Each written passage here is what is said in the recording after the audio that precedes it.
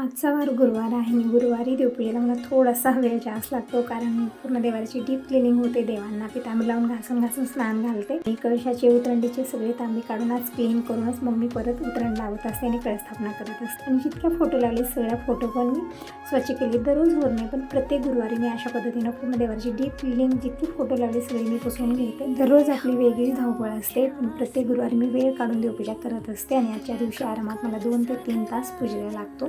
तर सगळे उतरणीचे तांबे काढून घेतलेले आहेत.